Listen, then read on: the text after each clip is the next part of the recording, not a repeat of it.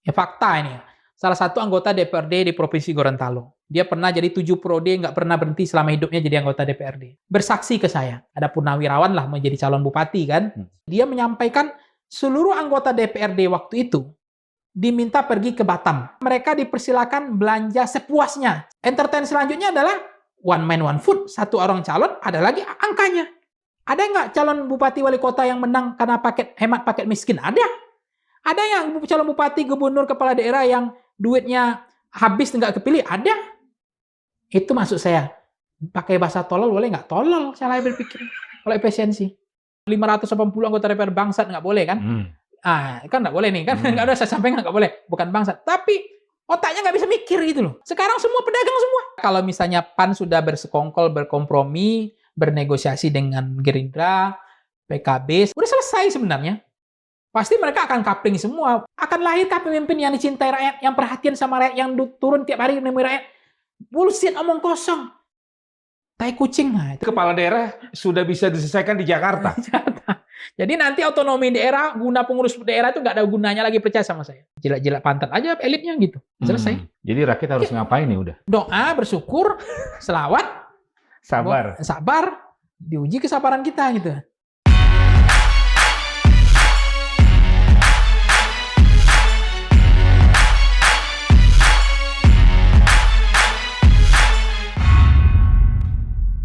Assalamualaikum warahmatullahi wabarakatuh. Sobat Madilog, diskursus tentang pilkada melalui DPRD terus menghangat di masyarakat dan kekuatan politik di parlemen semakin membesar untuk mendukung usulan dari Partai Golkar tersebut. Siapa yang sebenarnya diuntungkan atau paling berkepentingan dengan usulan pilkada melalui DPRD dan apakah akan mengebiri hak rakyat untuk memilih secara langsung pemimpin daerah?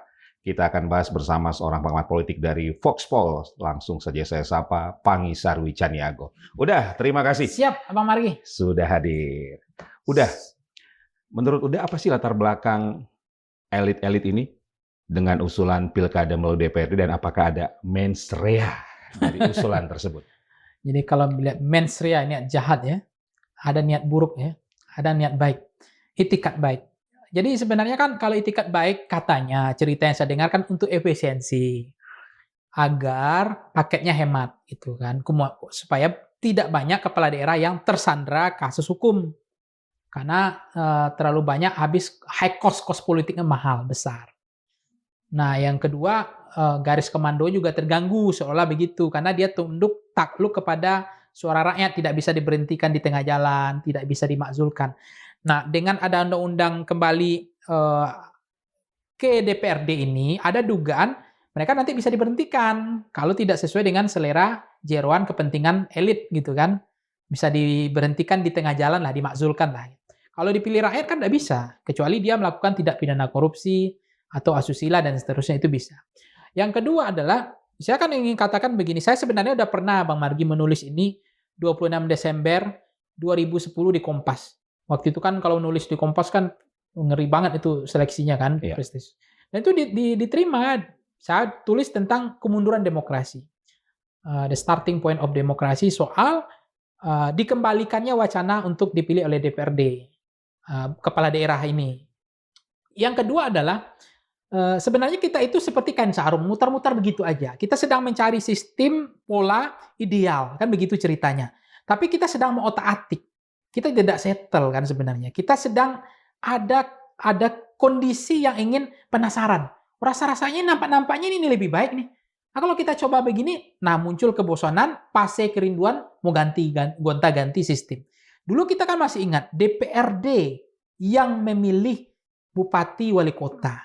Itu kan akhirnya fase itu 32 tahun, lama itu fase panjang kan, lelah, capek.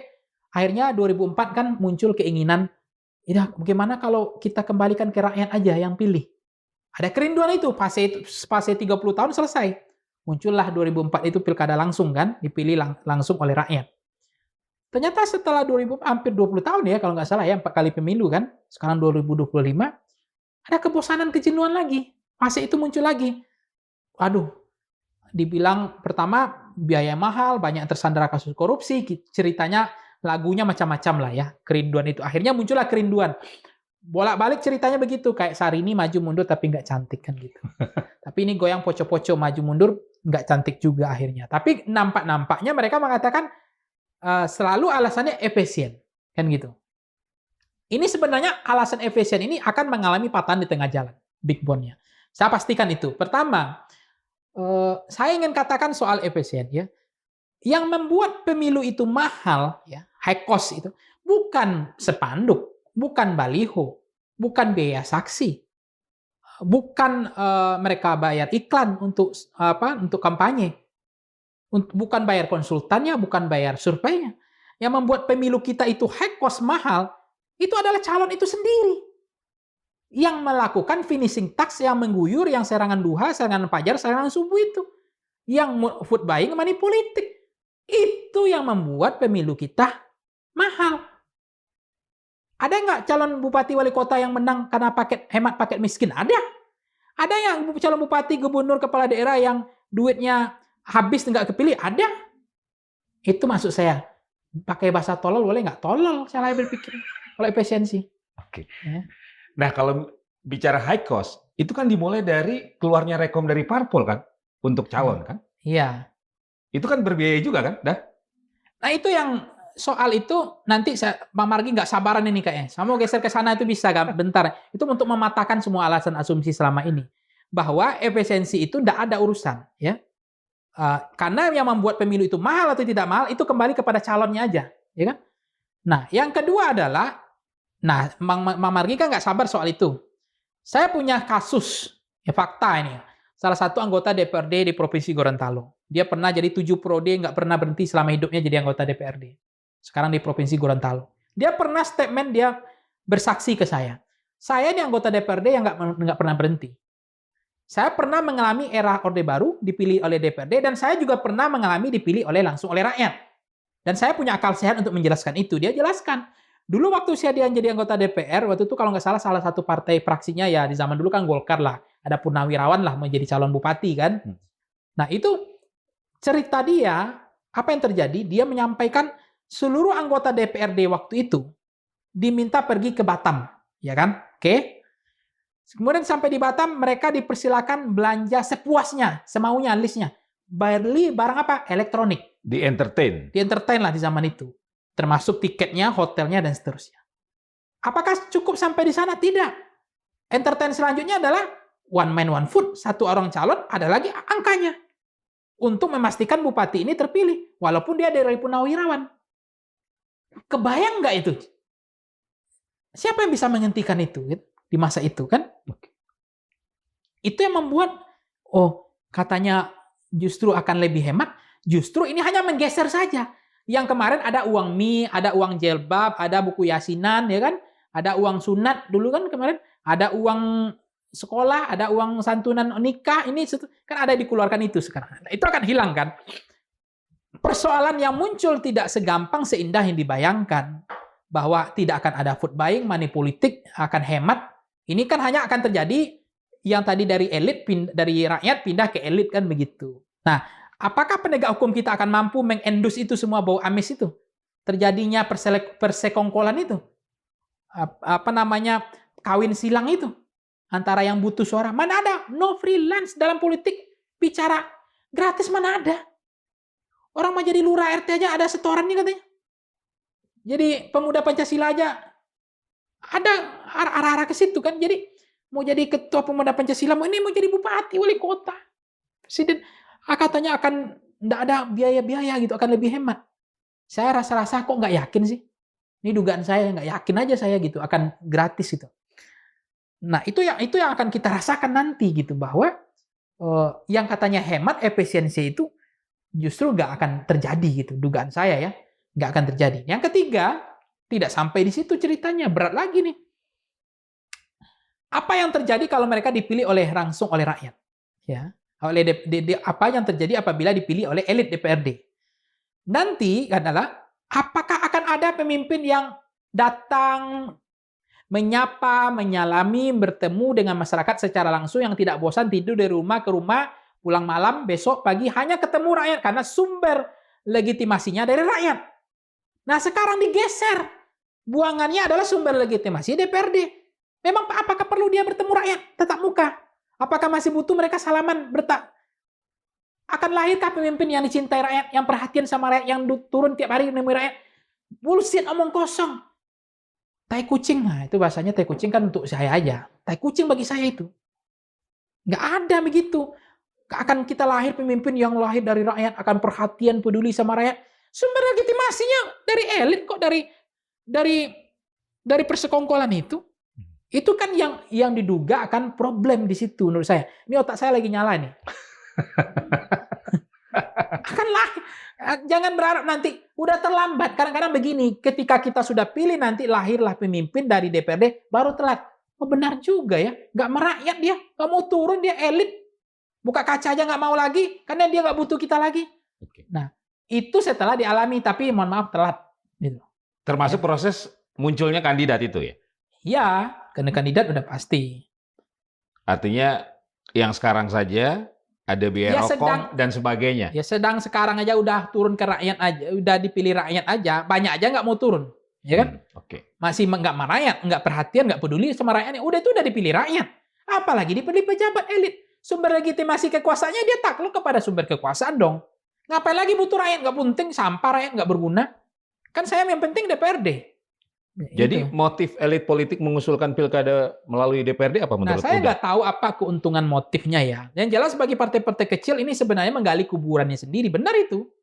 Karena gini, kalau terjadi persekongkolan elit, ini mirip dengan ketika paket yang di waktu paket MD3 lah waktu di DPR dulu loh. PDIP kosong, alat kelengkapan nggak dapat satupun kan? Ya. Kenapa? Semuanya udah di coupling kan? Sama partai oposisi kan, akhirnya Jokowi PDIP nggak dapat waktu itu kan, kan itu yang kita khawatirkan juga. Anggaplah misalnya Golkar, Gerindra, PAN, sama PKB, ini bersekongkol misalnya, dominan apalagi fraksinya dominan di partai itu, kan yang partai-partai yang lain, sekarang kan PKS misalnya Demokrat 3 kursi bisa jadi gubernur, ada yang 2 kursi bisa jadi bupati, besok yang begini-gini tuh udah selesai, udah di coupling, di paket. Akankah nanti PKS atau Demokrat misalnya atau PDIP yang nggak ikut masuk gerbong blok yang mendukung? Jangan-jangan nanti suatu saat mereka nggak punya bupati, wali kota, gubernur di setiap provinsi, kabupaten. Karena apa? Udah diborong. Tidak ada ruang kompetisi, ya kan? Yang ada hanya persekongkolan. Itu yang kan yang dikhawatirkan kan? Akhirnya partai kecil mengali kubur sendiri. Atau itu bisa iya, bisa tidak. Bisa saja ternyata misalnya di PDIP di Bali, karena fraksinya besar, nggak mungkin bersekongkol pun PKB, Gerindra, sama Golkar, sama PAN, tetap aja gubernur di Bali nanti pasti orang dari PDIP, kan gitu ceritanya. Karena fraksinya paling besar, kursinya banyak. One man, one vote misalnya. Yang aneh nanti PDIP nggak terpilih walaupun kursinya mayoritas di Bali, ya itu jadi unik gitu. Udah melihat ada mensrea? Niat jahatnya ya menurut saya, pertama niat jahatnya pasti untuk agar bupati pasti garis komando kan, akan takluk kepada realitas politik sumber kekuasaan kan, jadi akan lebih terkendali. Dan yang kedua mereka bisa diberhentikan, itu niat jahatnya gitu. Kalau mereka nggak patuh sesuai dengan selera jeroan kehendak pemerintah misalnya kan, nah, itu aja niat jahat. Yang ketiga apa ya niat jahat lainnya ya? Kalau niat baiknya kan efisiensi tadi, untuk demi efisiensi supaya nggak banyak yang jadi korban karena terlalu mahal, pertaruhannya lebih berat, biaya mahal, banyak yang kasus korupsi terjebak karena hanya pilkada besar biayanya. Mereka kan banyak yang mengatakan pilkada ini baik dipilih langsung oleh rakyat maupun tidak langsung lewat representasi keterwakilan, sama-sama demokratis, kan begitu lagu ceritanya. Nah, tetapi saya melihat mudaratnya itu nggak main-main gitu. Keuntungannya oke lah kalau memang bisa efisien.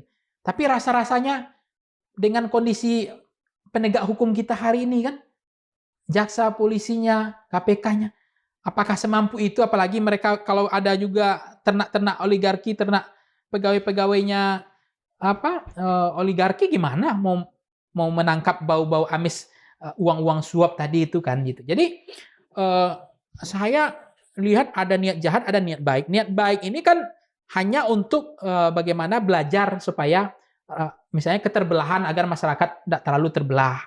Karena kalau pilkada ini masyarakat nggak siap, terbelah, konflik gitu dan seterusnya. Banyak bakar-bakar.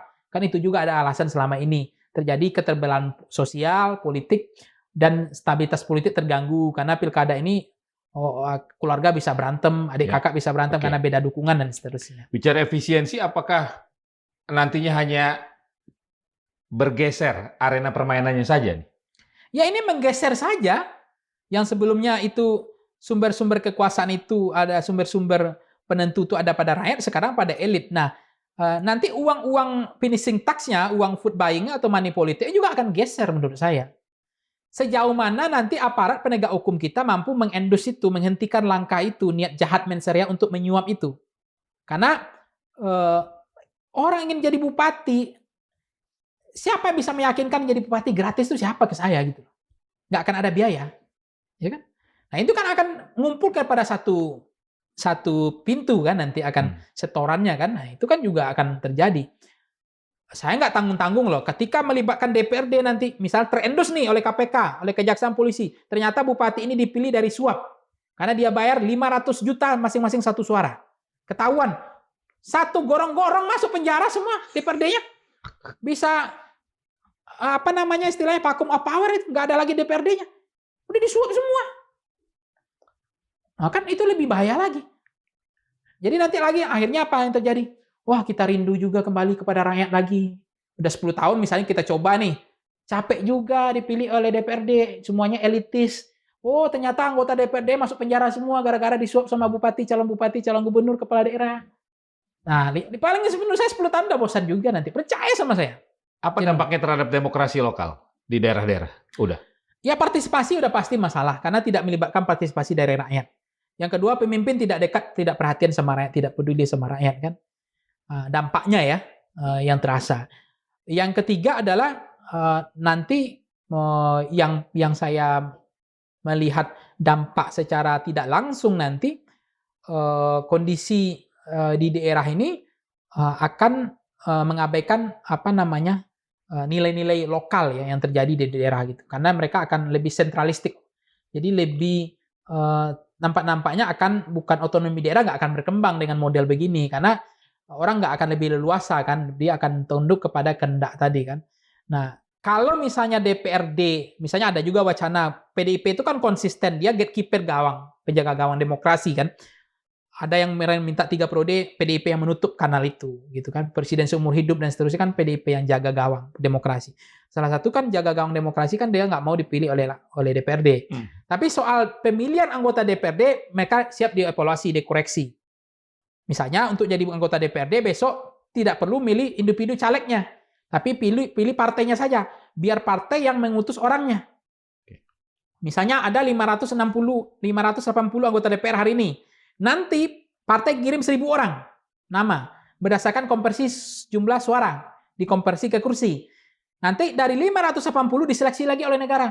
Mana yang punya wawasan kebangsaan yang bagus, negarawan, yang ikut Lemhanas dan seterusnya. Nanti terpilih 580. Supaya apa? Supaya anggota DPR kita nggak pedagang semua. Nggak oligarki semua, nggak bohir semua. Nggak jual undang-undang semua di sana. Ada juga intelektualnya, ada juga dosennya. Ada juga akademisinya, ada seniman, ada budayawan, ya kan? Ada tokoh-tokoh yang kayak saya nih, bisa masuk jadi anggota DPR. Nah, kan rezeki numpuk nih. Ya kan? Bisa berpikir buat undang-undang. Sekarang semua pedagang semua. Anggota daerah 80, saya nggak mau lagi gunakan bahasa 580 anggota DPR bangsat, nggak boleh kan? Kan nggak boleh nih, kan nggak ada saya sampaikan nggak boleh, bukan bangsat. Tapi otaknya nggak bisa mikir gitu loh. Lahir undang-undang omnibus law, ya kan? Oke, udah ada irisan apa antara usulan pilkada melalui DPRD dengan usulan koalisi permanen yang dicetuskan oleh Ketum Golkar, Bahlil? Ya kalau koalisi permanen itu kan untuk stabilitas pemerintah ya, itu pasti ya. Negara ini kan sebenarnya nggak butuh-butuh stabil juga, sekarang aja udah stabil sebenarnya. Eksekutif happy kan, legislatif happy. Jadi mereka ingin melakukan pengendalian penuh kan partai-partai yang ada di bawah koalisi pemerintah. Jadi stabilitas negara itu terjaga. Itu dibuatlah koalisi permanen. Itu kan bukan sekarang aja, itu barang udah lama itu yang model-model begitu. Cuma kan persekongkolan koalisi permanen ini kan mereka ingin memastikan pemerintah berjalan lancar, tidak ada gangguan. semua program-program pemerintah itu berjalan dengan lancar di DPR kan. Semua keinginan-keinginan pemerintah bisa distempel. Sehingga memang tidak ada kompetisi, tidak ada koreksi, tidak ada oposisi yang seimbang untuk menjaga semua keinginan agenda pemerintah kan. Sebenarnya saya inginnya negara ini kalau ingin sehat ya, kalau ingin kita makan jamu, ini kan negara kita mau buat negara ini sehat seperti saya, misalnya berhenti makan gula misalnya. Kita jeroan atau makan makanan yang nggak sehat, yang pewarna, penyedap perasa, dan seterusnya. Yang menaikkan kolesterol, kita berhenti nih. Karena itu memang menyakitkan, sakit hati kan berhenti. Tapi kan itu sehat untuk negara. Jadi jangan-jangan negara yang selama ini bising, banyak oposisi, banyak yang mengkritik, banyak yang ngoyo, banyak yang ngeyel, yang nyinyir, yang protes salah terus negara, salah terus pemerintah. Itu justru sehat. Itu jamu, itu pahit. Itu yang saya rasakan 10 tahun era SBY. Siapa yang nggak nyinyir? Siapa nggak bilang SBY kerbau? Si Buya waktu itu. Mahasiswa demo bakar-bakar tiap hari pada masa itu. Menghina, maki, biasa aja. Dan bisa menyelamatkan presiden, kata Pak Prabowo kan. Presidennya terselamatkan 10 tahun. Kemarin Pak Prabowo bilang gitu kan. Kritik justru menyelamatkan saya. Obat. Tidak hanya penawar, tidak hanya soal kalau dibuat koalisi permanen, kembali ke koalisi permanen, itu kan membuat ini nggak ada lagi kebisingan, nggak ada lagi second opinion, nggak ada lagi check and balance kan. Itu kan bahaya lama-lama. Itu menurut saya harus dikoreksi juga. Tujuan koalisi permanen ini mau ngapain gitu loh. Mau melakukan pengendalian penuh. Supaya nggak ada bising lagi. Udah, apakah ada kaitannya misalnya koalisi permanen dengan pilkada melalui DPRD di antara elit-elit itu untuk mengkapling-kapling? Mereka taruh kepala daerah di sini. Ya, sekarang saja kalau misalnya PAN sudah bersekongkol, berkompromi, bernegosiasi dengan Gerindra, PKB sama PKB, PAN, udah selesai sebenarnya. Pasti mereka akan kapling semua, nggak ada perlu koalisi permanen itu. Saya bupati di sana tinggal ceng-ceng aja. Saya Kota Jambi ya, oke. Saya Kota Padang ya, oke. Geser orang kamu ya, geser. Masuk orang saya ya. Oh, udah. Jadi kepala daerah sudah bisa diselesaikan di Jakarta. Jadi nanti otonomi daerah, guna pengurus daerah itu nggak ada gunanya lagi, percaya sama saya. Karena nggak ada demokrasi di situ. Jangan-jangan semua DPP nanti itu, satu pintu. Kamu geser orang kamu situ, ini orang kita pakai orang kita ini. Di DPP atau di Widya Chandra? Ya di DPP, mungkin di DPP partai. Kita tergantung mereka ngatur-ngatur aja, ya ngisi pos-pos bagi-bagi rampasan perang ini. Kita taruh orang saya di sini ya, kamu jangan ganggu saya di Papua nih. Saya jangan ganggu, ini orang saya di sini nih. Ya, saya taruh orang kamu di sini, orang saya di sini ya, gitu. Oh, udah selesai. DPRD apa dayanya? Dia petugas partai kok semua. Melawan ke DPP berhenti PAW. Apa pengaruhnya untuk 2029 permainan ini? Ya, hilanglah kewenangan daerah. Ya, nggak, maksud saya untuk pemilu nasional. Apa pengaruhnya? Ya, pengaruhnya ke nasional dengan pengaruh apanya dulu? Iya, untuk pilkada melalui DPRD ini. Dengan mengkapling-kapling tadi itu. Tidak ada nilai lokal di daerah, udah nggak ada. Pengaruhnya terhadap daerah ya. Saya pengaruhnya secara nasional?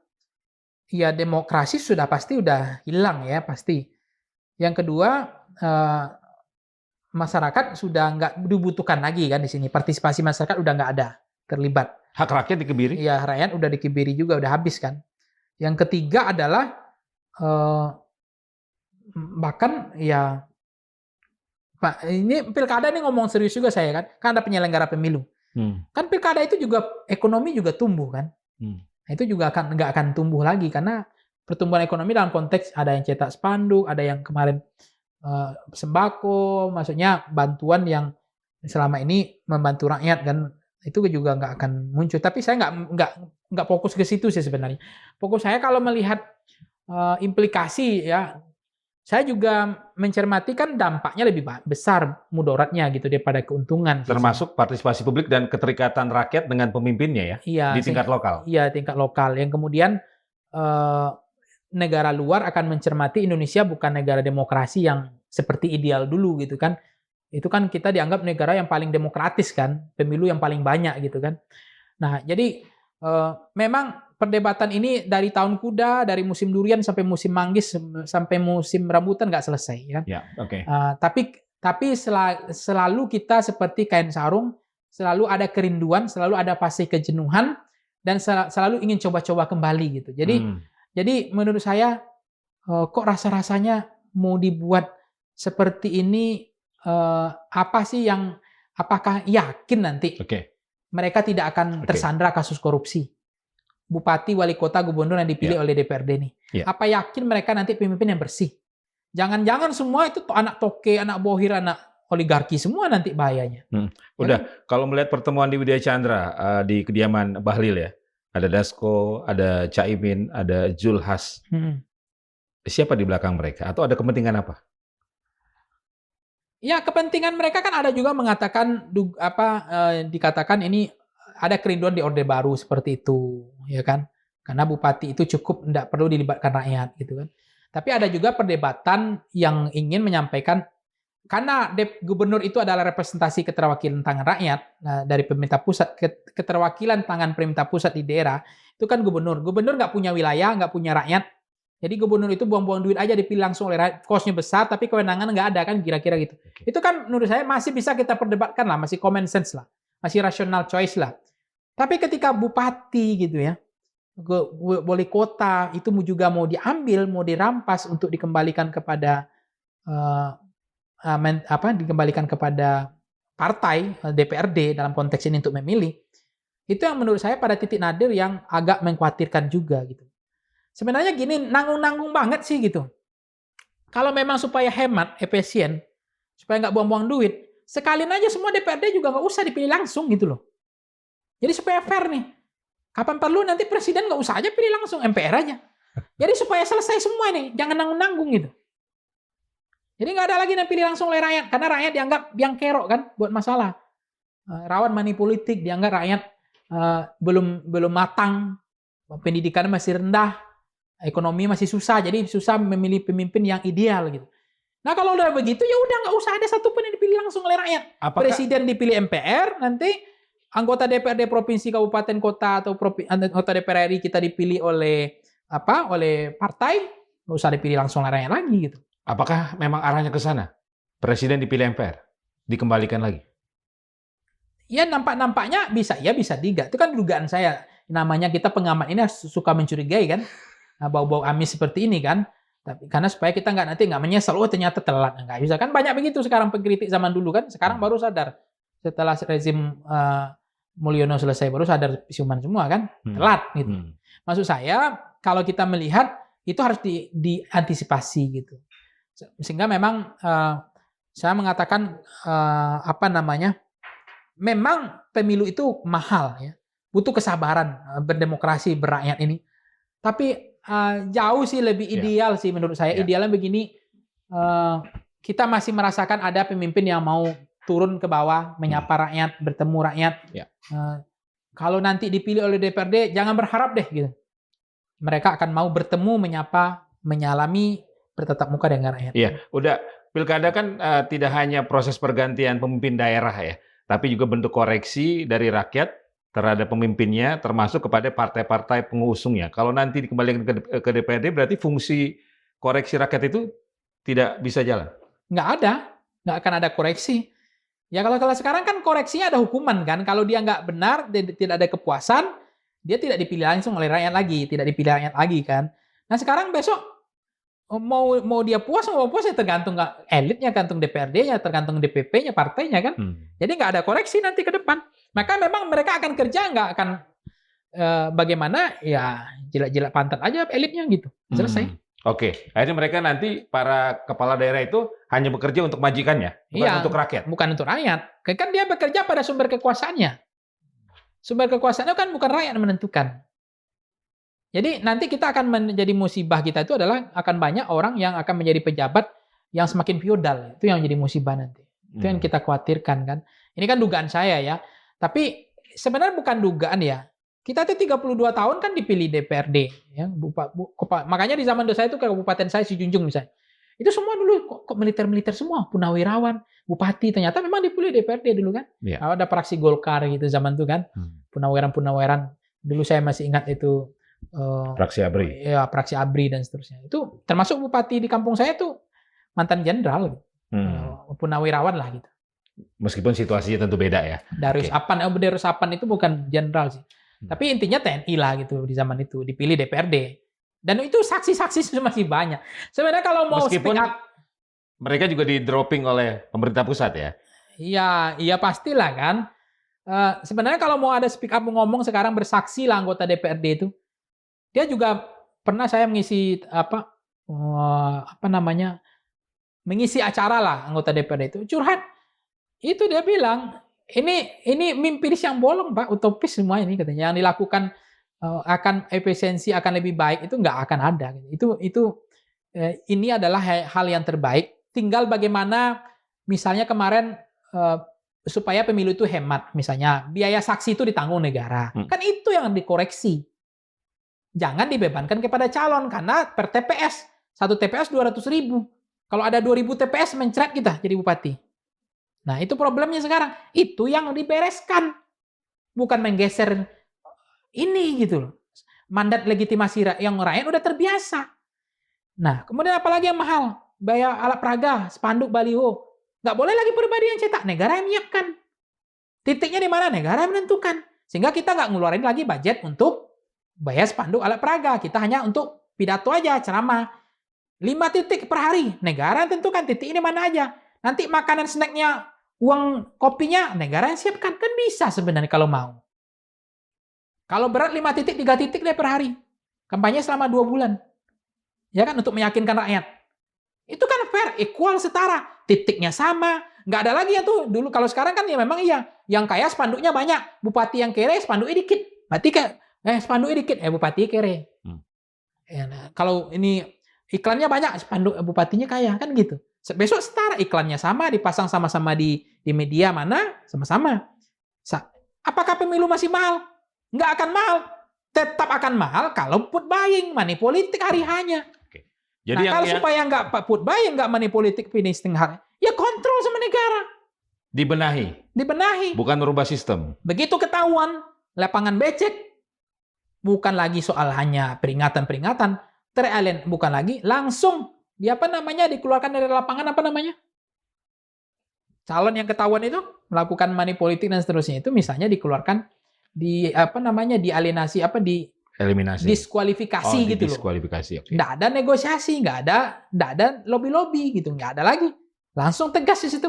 Nah, perkataannya negara nggak siap.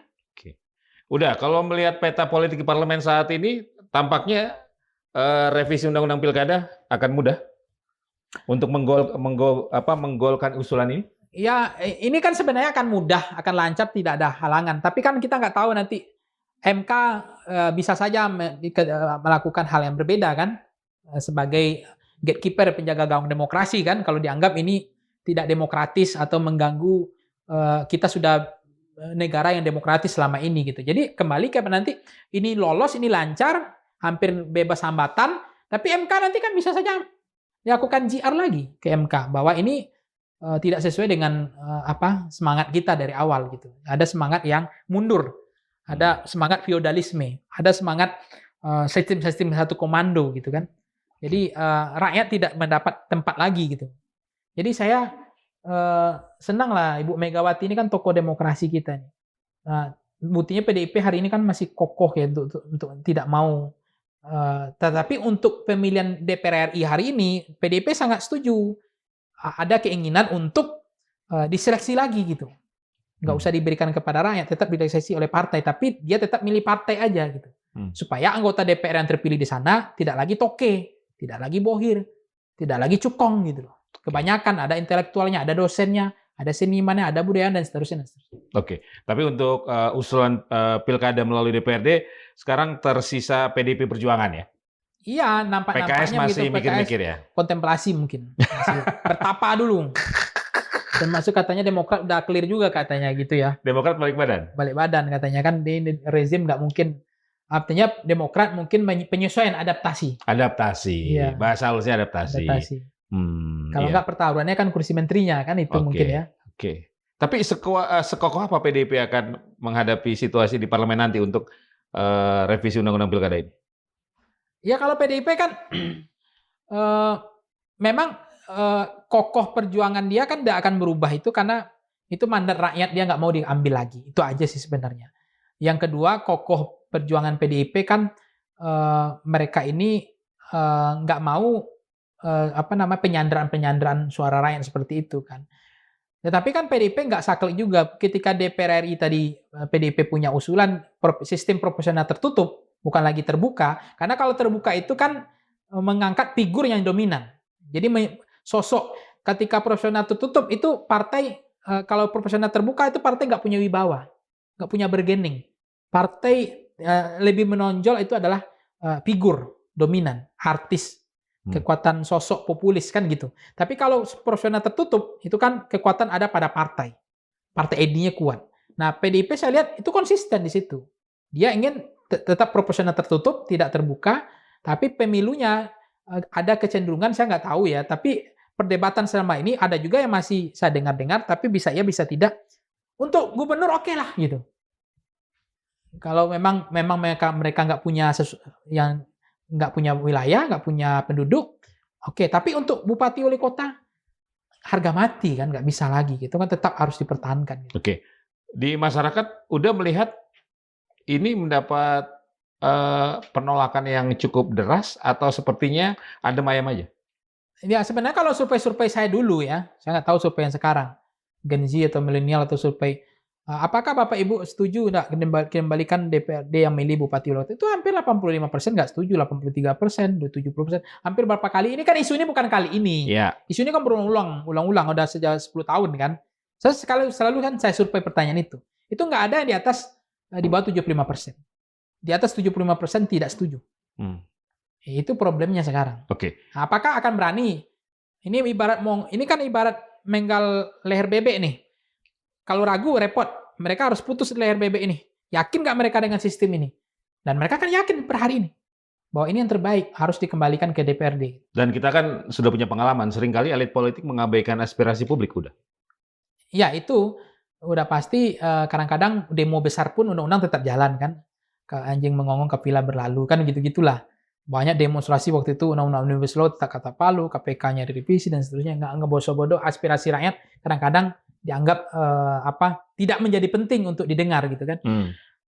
Ya harapan saya sih aneh sih kalau kita ingin mengatakan bahwa kualitas demokrasi kita, bahwa kita nggak matang, kita belum siap, ya kita negara yang dianggap negara terbesar nomor penduduk maupun demokrasi terbesar nomor 4 di dunia kan.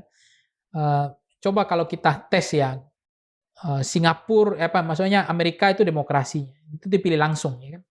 Kita geser misalnya, saya nggak tahu negara-negara yang India misalnya kan itu masih kuat kan dengan prinsip itu kan nggak berubah.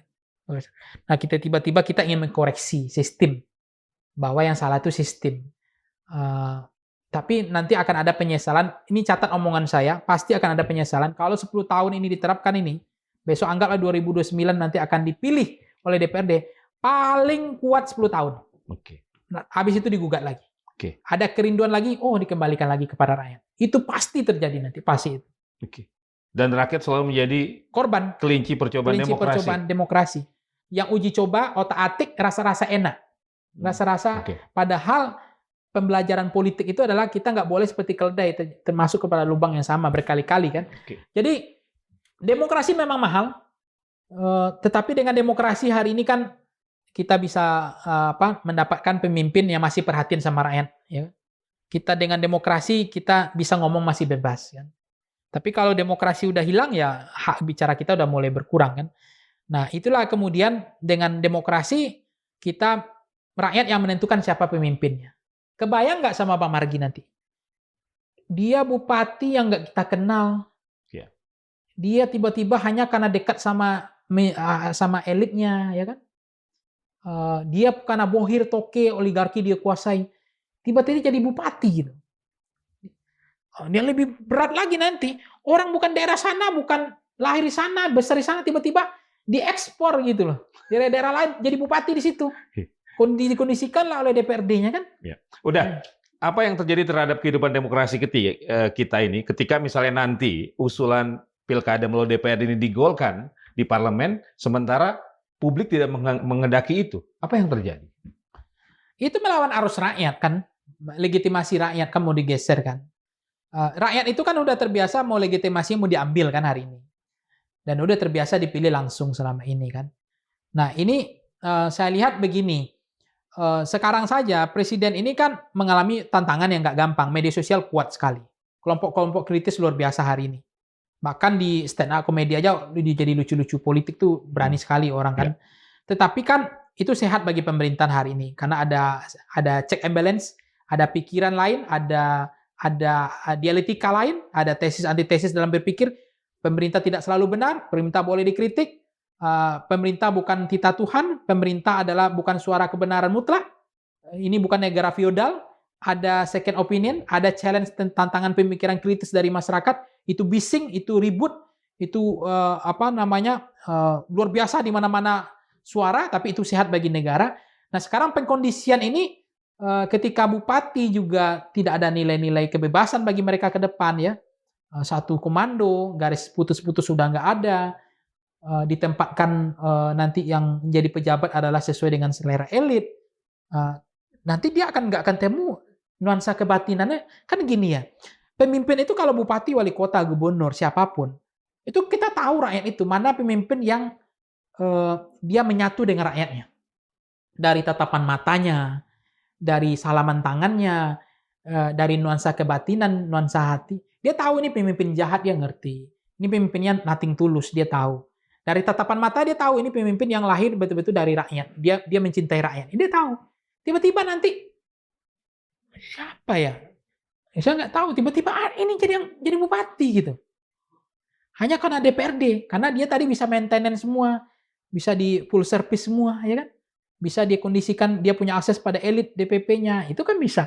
Nah, tapi bisa juga mengatakan, oh buktinya hari ini Pak, Bapak salah.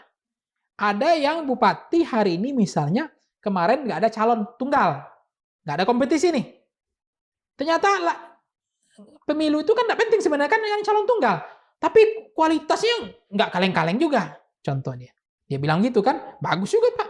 Nah kalau begitu kan udah sama aja dipilih DPRD, ngapain aja dipilih langsung cuma satu calon tunggal, ngapain dipilih langsung rakyat? Udah serahkan aja ke DPRD. Ternyata buktinya kita punya pemimpin yang berkualitas. Itu masih rakyat yang milih karena kan calon tunggal kan. Milih kotak suara kosong kan, atau calon kan gitu. Jadi gimana ya, dengan dipilih oleh DPRD itu menurutnya sunset demokrasi. Kalau kita kaitkan dengan sila keempat Pancasila, substansinya udah?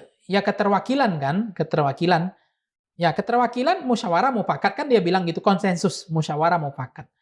Nah musyawarah mufakat ini kan kalau misalnya DPRD-nya masih berkualitas bagus, nanti tidak masalah. Artinya logikanya jalan, nalurinya jalan, insting politiknya jalan, bahwa ini yang terbaik.